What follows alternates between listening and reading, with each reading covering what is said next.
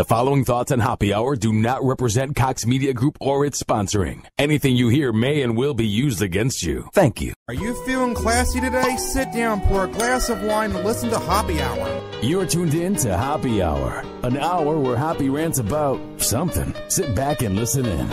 Happy Hour is on now. Happy Hour is on now. What up? What is happening? This is Happy Hour. I am your host, Ryan Hoppe. And on the phone line, he is the host of the Rock 100.5 morning show in Atlanta. Jason Bailey is on the line. What's up, dude?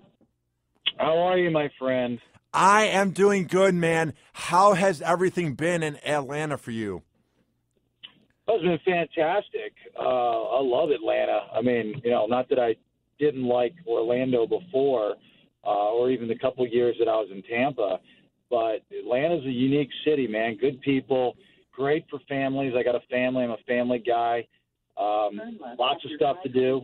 Obviously, Falcons, Braves, Hawks, so on and so forth. So it's a good town, man. Really good town. A lot of fun. Good show up here. Good group of people in the room for my radio show. So, yeah, I love it up here. What type of sport fans are down there? Because I feel like sometimes it gets a very bad rap. So what's it like down there, Jason? Actually, it's funny because, you live in Georgia. You're an SEC country. So SEC dominates. It rules. It doesn't matter if the Falcons are undefeated and, Georgia's lost, a couple games. It's still always going to be, SEC country. And same with, the true South, Alabama, Mississippi, so on and so forth. As far as the fans go, with the Falcons and the Hawks and the Braves, outside of the 90s when the Braves won the World Series, the early 90s, no one believes there's a good season on the horizon. Again, you take the Falcons this year undefeated, and, people are excited about it. I was at the game this past Sunday at the Dome, and it was great energy. But they still don't believe that they're going to, make the playoffs. And if they do make the playoffs, they don't believe that they're going to make it deep in the playoffs. And they definitely don't think they're going to make it, to the Super Bowl. And if they get into the Super Bowl, God forbid, they think that they're going to actually win the Super Bowl. Atlanta fans have just been let down, Ryan. They've just been let down over the years, something I learned 2.5 years ago when I got here. They've just been let down a lot, so they expect the worst and hope for the best. And now, how has Atlanta embraced you since you joined their radio market 2.5 years ago?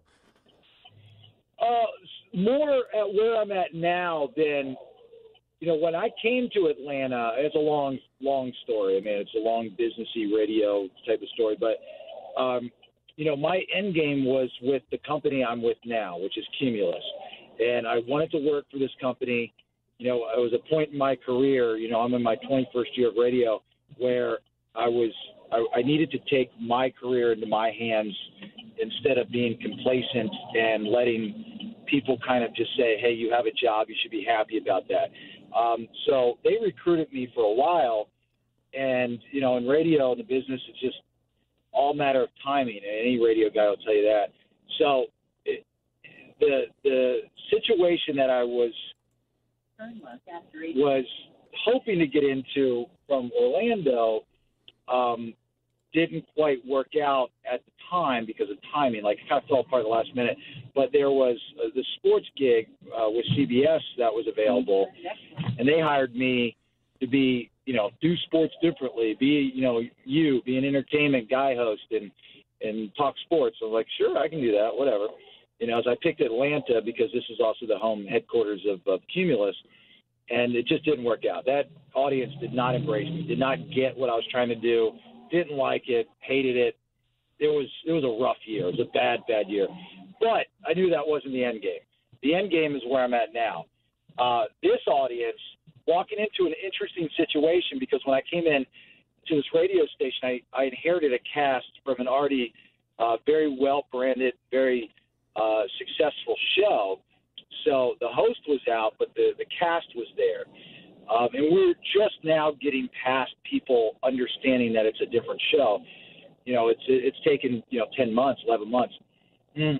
But they get it. They like it. They like my style. They embrace it. we see that in the ratings. Our ratings are fantastic. There's a good vibe, there's a good buzz, there's a good hunch from me. So this audience, the rock audience, embraces me, my style. Sports audience, not so much. What is the key when you have to replace a show that has been there for about a decade? What is the key to be the new host to come in and kick ass? How did you approach it, Jason? Well, I was given advice early in my career. You go into a spot, any spot, whether you're, because you're always replacing someone. Yeah. And whoever you're replacing, somebody liked them, whether they were a highly rated show or not. So someone was replacing. Someone liked them. So you're going to get heat either way. You can do it two different ways. You can do it, A, by coming in and blazing guns, or B, you can kind of tiptoe in the pool and do it that way. There's no right answer. There's no wrong answer. I've done it both ways. I found out that the blazing guns way hasn't been as successful for me, might have been for other radio guys, versus the tiptoeing. I tiptoed into this one, and it's worked out great. So there's two different ways. I'm sure there's more. Other radio guys can tell you differently, but, those are the two approaches that I've always been told to take, and I've tried both of them. This is the first time that I tried this approach, and it worked out. It worked out great. When someone leaves your show, how do you get up and keep moving on? Like, how do you explain it to the audience, and how do you rebrand the show? It depends on who your audience is and what kind of relationship you have with your audience. Yeah. I've always been, a pretty transparent guy when it comes to stuff. But it is, radio people think too much about radio. And, like a TV show, if you're watching CSI or something, they write them out of the show. Or The Walking Dead maybe is a better example. They get killed by a zombie.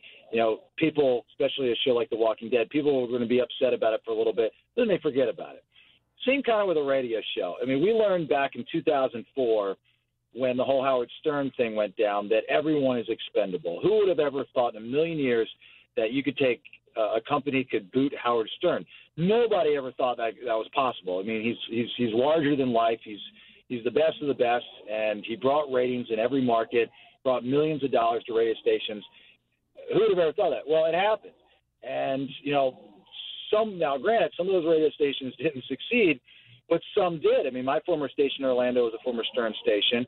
And your guest the other week, my buddy BJ Shea, he was a replacement for Stern back in 2004, and he's doing great. He's very successful. So it's just a matter, how you do it. Do you explain it to the audience? Again, depends on the relationship you have with the audience and what type of show. If you have a personality-based show, like I have and pretty much always have had, I think, you do that not only because your credibility is at stake, but I think you owe it to a select group of your audience, not the mass group, but a select group of your audience.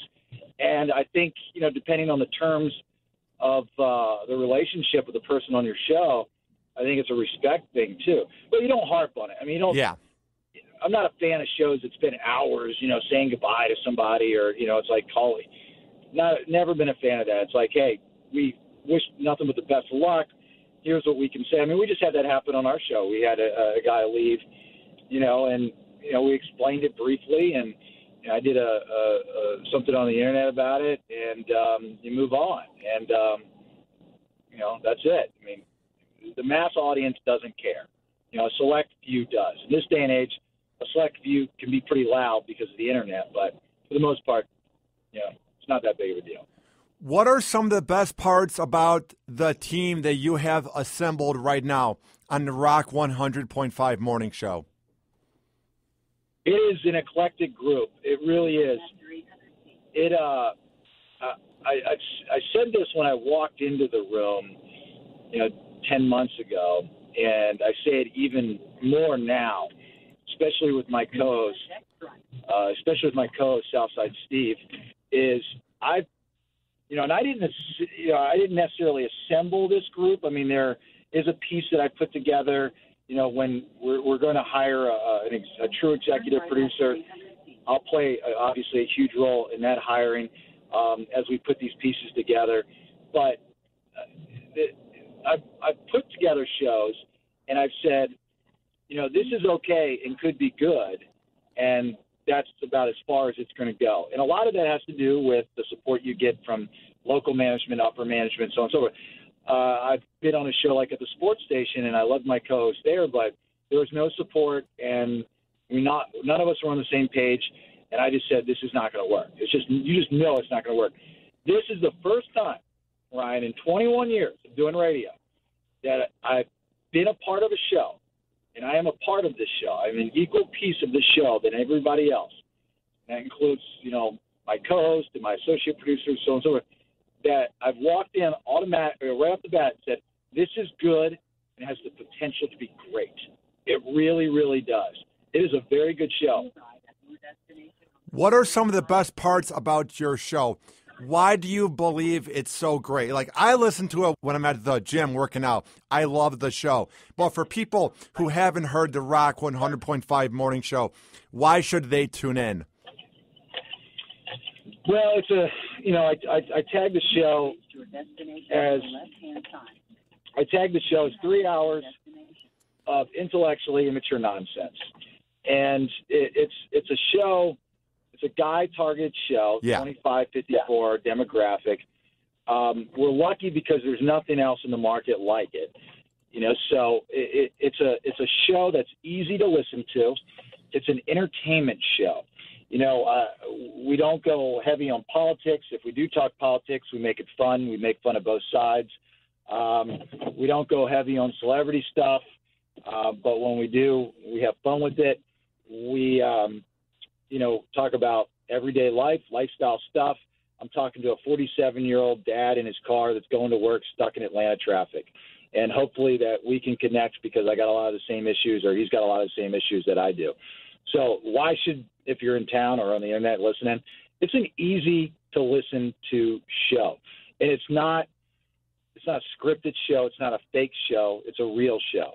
What you hear is what you get. There's going to be some good and some bad. It's just how it is. And that's how I've always done the shows. You go into it with a challenge, that kind of thing. What is the key to having success with the new PPM radio format, or the radio ratings? The most accurate way to show how inaccurate they are. Success in PPM, I don't think anyone's figured it out. Those that are successful, I don't think even have an answer for you. It changes from market to market. My old station in Orlando at WTKS, all the shows there are extremely, they're not formatted for PPM. When I was working there and I moved into middays, I had been studying PPM before we had gotten it. And, for your listeners that don't know what it is, it's the radio rating system where, people carry monitors and listen to, there's a watermark in the frequency that picks it up and, whatever. But, that station, because of its heritage and because of its talent and because of its loyal fan base, is still successful, and it doesn't have to be PPM friendly. When you're a new show and you move into a market this size of 6+ million people, you kind of have to abide by those PPM rules of watching your times, watching what you say, those little tricks of the trade of how you say things, getting people to listen, the teases, so on and so forth like that. There's not like a book where you read it and say, this is what success. It's for different shows, different markets, and different personalities. You kind of have to play with it and see what works. Now, what was your time like at Real Radio 104.1 in Orlando? It was great. That was my dream job. Ever since I'd gotten into radio in 95, I started out at the top 40 station there with a high-profile heritage morning show. But I always liked the guy side of radio. That's more my style, even before I knew radio. And I was always just envious of the radio station. It was just so raw. It was like like, I can't believe you put these jokers on the radio, and I can't believe I cannot turn it off. I mean, I'm a fan of radio. I'm a fan of radio personalities. It was my dream job since 1995. And when I finally got the opportunity to work there, I didn't care what I was, what time slot I was in. I mean, when I went there, I went from mornings in Tampa to go do nights, but I went to go be a full talk show host. I had never done that before. I was doing hybrid shows, half music, half talk. So it was fantastic. I learned a lot. Everything that I do now, really, or mostly everything I do now, is because I learned it from the guys there, including people that were on my show at the time. It was a great learning experience, great fan base, great audience for that radio station. I mean, really, really loyal listeners, rabid fans. It was an honor to work at that station, and a lot of radio personalities across the country would tell you the same thing. They would drop anything that they're doing to go work at that radio station because it's so unique. There's nothing like else in the country. There's nothing. Now they play music at nights and on the weekends and stuff, but it used to be all talk 24/7. But it wasn't news talk, it wasn't sports talk. It was, it's just, they're all morning shows. They're all entertainment shows. They're entertainment talk. So I was actually the one that coined the term entertainment talk for that radio station. They asked everybody for ideas. I was like, we're an entertainment talk radio station. We entertain people. We're entertainers. That's what we do for a living. And how did you get the name Buckethead? The Buckethead is dead, but up until 2.5 years ago when I was using it, I got it.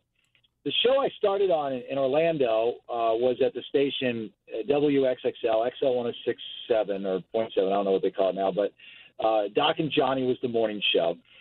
And they already had 2 interns. They had Alex the intern, and they had Stan the Monkey Boy. And I walked in there. This was a kind of a morning zoo type of morning show. So for your audience that's listening, yeah, I get it. I know. And then I go in there, and the host of the show, Doc, was very old school, very morning zoo-ish. And, you had to have the goofy nickname as an intern. And I had long hair, and he thought I was a little arrogant and conceited because I walked in. I was like, I'm not going to let these old guys mess with me. And they went around the room and asked for different names. And there was a woman on the show, Deborah Roberts, who's still in radio. She's a fantastic, fantastic person, and she's very good at radio. And she came up with a name. I think she said Helmet Head or something.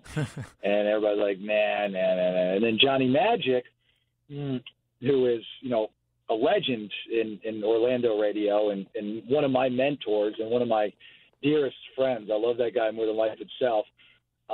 He said, he's a cool college kid. Let's call him Joe Cool. I was like, I could deal with that. That sounds pretty cool. I mean, that's pretty neat, Joe Cool. And they're like, no, it's too nice. It's too nice. I'm like, what's wrong with being nice? And then Doc goes, he said something. I forget what he said. Actually, Alex, the intern, who was sitting on his ass in the corner of the room next to the carts, we're playing carts at the time. He goes, Buckethead. He's a Hispanic guy. Alex is Latino, and he's like, Buckethead. And everybody loved it. I hated it. I almost quit. I swear to God, I almost quit. And 2 weeks later, we had this charity basketball game. They do these, they'll do these charity basketball games against middle schools and high schools. And I was out there playing. All these kids start chanting Buckethead. I was like, wow, that's pretty cool. That's what that feels like. That's pretty neat. And then like a couple weeks later, it was Valentine's Day, and we did this big promotion. I was in the elevator, and people were like, oh, you're Buckethead. I was like, oh, wow, people recognize me. That's pretty neat. And then, it just kind of branded itself, and there's not much you could do about it. So, isn't it pretty awesome when people recognize you in public? I got that probably 9 times a day when I worked for Rover, just because he's such a huge show in that market. But here in Tampa, I'm beginning to grow, and at events, isn't it such an honor when people come up to you, and it's unreal to think that what you say on the air makes their day? Yeah, and never forget that as you continue your career. Radio people have a tendency, especially young in their career, to get caught up in the business and not realize that, there's fantasy and reality. And this is a job like anyone else's job that's listening to your show, whether it's the Walmart the greeter at Walmart or it's a CEO of a company. You know, your job's no different. You pay your bills, you take care of your family, and that's it. You know, you just happen to have a microphone and maybe have a little bit of a high profile just because of that microphone and the people that you're able to reach. It is the ultimate honor to get recognized. It really is. And, you know, when you talk about, you know, Rover, the show that you're on, I mean, you were there with him. I mean, the guy's, you know, heritage, he's legendary. You know, and you talk about the shows in Tampa, you know, my buddy Mike, you know, Cowhead and Garabo, you know, those guys. I mean, class act talent, you know, top-notch talent. And, you know, Drew used to work over at PKS as well. And, you know, I loved his show. I love his style. He's got a very unique style. And I've seen Khaled's show grow. You know, I was his competition when I was at 98 Rock in Tampa. So, you know, you see these guys, and, you know, it's great to see talented radio people, one, employed, but two, doing so well, you know. So it's nice. And when your audience recognizes you and recognizes you for what you do, it is the ultimate honor. What are some of the best parts about guys like Mike, Kelta, and Drew? Well, I'll start with Drew. You know, Drew, and he'll be the first one to admit it, you know, he had some learning curves too.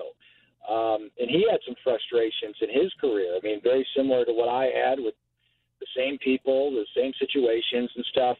You know, Drew is very talented, extremely talented, and he puts on a hell of a show.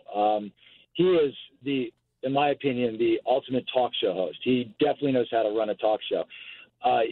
Drew is a good host of a show that can get the most out of the people around him. You know, he's a very psychological talk show host, which I absolutely love because I consider myself the same thing. And, you know, and he knows what to do and what to say. The guy sat out of radio for 5+ years. And then got the gig over in Tampa. So, I mean, talk about being out and then coming back and, you know, knocking the rust off quick and being very successful at the bone. And as far as Mike goes, you know, the old Cowhead, just like I dropped the old Buckethead, I've seen that guy just grow into a juggernaut of a show. You know, he's played his cards very, very well. He surrounded himself with the right people. He's doing the show that he wants to do. I love his style as well. Very slow, very paced. Not slow, I don't say slow, but very, very well paced out. But he's, you know, brought on that producer. He brought on that producer when I was in Tampa, and that producer's a very, very good producer and helped his show out tremendously. They tweaked it. They put the marketing behind it. They have creative ideas. A lot of larger-than-life things happen with that show, and that's important for the audience to see. Now, what is the future of radio? Because I love shows like your show, 102.5 The Bone. What is the future of hot talk radio, Jason? I think you're seeing a resurgence of it. You know, when PPM, you know, going back to the rating system thing, when that first came out, everybody said talk radio is dead. It's dead. Absolutely dead. It's not going to work in PPM. And some shows didn't work. And some shows didn't work because the companies didn't give them a chance. Yeah. But now you're starting to see that actually talk radio is surpassing a lot of the music stuff. And I'll tell you why, is because anybody on any given day, at any given minute, as long as they have a cell phone in their hand, can listen to a Nirvana song, can listen to a One Direction song, a Taylor Swift song. You can get that on demand at any point in time. You cannot do that. You can't get the live reaction when it happens from a talk show and a talk show host and its cast. You can get it on podcast, granted. Yeah. But if you want to hear it when it happens and be able to talk about it right after it happens, you have to listen to it live. So you can get that STP song anytime you want, but you can't get what Ryan's saying right now and that live reaction and to be able to share it with your friends unless you're listening to it live and every day. And to follow the storyline. Talk shows are storylines. They're like sitcoms. You know, it was reality television before reality television. You know, it's just reality radio if you do it right. So I think talk radio, if done properly, is going to be fine. Actually, it's going to be bigger than it ever was. The problem, Ryan, is that there was a lull in the business. When voice tracking came out, and for your audience that doesn't know what voice tracking is, a lot of companies to save money will pipe in a talent from another market, which is fine. You know, there's nothing wrong with it. But what it did was it didn't give guys the opportunity to screw up. You know, there used to be an overnight shift and a night shift where you'd have these nut job kids like you, Ryan, going and doing their thing and getting in trouble and getting fired and bouncing around from market to market, Birmingham, Tallahassee, all these small, Panama City, these different small markets to learn their craft. Now these kids are going to school, nothing against the schools, but you can't learn radio in a school 100%. Yeah. You can learn the basics, but you can't learn the style. You can't learn who you are. It's just like a person. You can learn about history and math and science in school, but unless you socialize, you're not going to learn life lessons, and you're not going to, learn. It's the textbook smarts versus the street smarts. You can't learn street smarts unless you socialize. Same thing with radio. You can't learn people and your audience and what they want unless you've been doing it for a while. You can't just jump into it. And now, what is your take on podcasts overall? At first, I was not a fan, just because probably it was new, and what is this? Now, podcasts. I'm a big fan of podcasts, and I'll tell you why. For the reason I just gave you, podcast is the future of our business. It's the farm league of radio. Now guys can go. I mean, I was doing a podcast when I was out of work. I had to sit out 6 months, and I was itching to have a microphone. So I was like, screw it. Went up to Radio Shack, bought a bunch of crap, brought it back to the house, started doing a podcast. And it's actually more difficult than doing a radio show because you don't have that live interaction. You don't have all the bells and whistles for the most part, unless you're like Corolla, and can afford all that. Yeah. But podcasting for young people that want to get into radio, there's a lot of experienced, talented radio guys that do podcasts, and they're great podcasting. But I think for the younger generation that wants to get into business, it's a great learning ground. And then you can ship it off right there to a program director. You gain steam. You can do what you want. You can get your own advertising, get your own fan base, market it how you want. People are now being smart by putting together podcast websites for podcasts to be up on. So I'm a big fan of podcasting. Podcasting, dare I say, might save the radio business. Damn right, man, because you can do shows when you want and you can do your own format. And Jason, some of the most humble guys are the ones that do podcasts. And some of the most hardworking guys that you will find are the ones that do podcasts. Do you know what I mean? Sure. I see that. But also you have a problem, Ryan, with it's so the waters have so much in it, so it's tough to stand out. Yeah. And it's really difficult for the podcast community to stand out. You really have to full-time market yourself on the internet to do that. The one thing that does drive me nuts about podcasting is you get a lot of doctors and lawyers and all these people that make more money than most radio guys, but they want to be on the radio because it's an ego thing most of the time. And they go and do podcasts, and they're doing it wrong. They're doing it to stroke their own ego, and it gives podcasters a bad name because it muddies the waters. So there's actually now, which is a big thing. Actually, I've been contacted to be a part of this, is to help train these types of people to talk. Because talking's not easy. You think it is, but there's something called the art of communication, the art of a conversation. If you've got 5 people in a room, how do you distribute the conversation, make it entertaining, but also bring it back around and keep on? It's an art form. It ain't easy. Due to popular belief, it ain't easy. So these podcast guys, doctors and lawyers go on there, and I'm like, this isn't – I don't want to listen to this. You're not making it entertaining for me to listen to. Just because it's your voice and you have a microphone doesn't mean I have to listen. And now, before I let you go, man, where can people find your work online and on the radio? AtlantisClassicRock.com is the station website. Right now, the URL listen to me, right now the URL is therockmorningshow.com. You can always go to that, too. I've got my own website, jasonbailey.com, and the station in Atlanta is Rock 100.5. As of right now, it's the Rock 100.5 Morning Show with Bailey and Southside. So there's going to be some tweaks coming and some changes coming. You get the scoop on that, Ryan. It's coming soon, like in the next couple of weeks. So there's going to be some good things happening for the show. Well, man, keep up the good work. I love what you do with talk radio. I love that you are keeping hot talk radio alive, because what I love is people think that it's dead, but you have the fans that come up to us and say, this show makes my day. This show helps make the day go by. And that's why I think there is a future for FM talk. So it's been an honor to have you on, Jason. Yeah, and remember, Hot Talk, as it was once called, I guess maybe still called, but Entertainment Talk, is like a Mac. It's like Mac users, Apple users. Music radio, like PC users. I mean, who told me this, who gave me this example, was Chris Fisher. And I'll never forget this, from Fisher and Boy back in the day in the old, X days in Tampa. So he said, talk listeners like Mac users, they're going to spend a little bit more money. It's a smaller pool. I mean, now it's bigger with the iPhone, but at the time, when he said it's a smaller pool, it's a different system to learn. You got to learn it, but once you do it, you're never going away from it. Damn right. PC users, you can get a Dell, you can get an HP, you can swap out, and you're fine. I can use yours, Ryan. You can use mine. You know how to use it. It's fine. There's not much loyalty to the brand. You know what I'm saying? Yes. So that's the big difference between the two.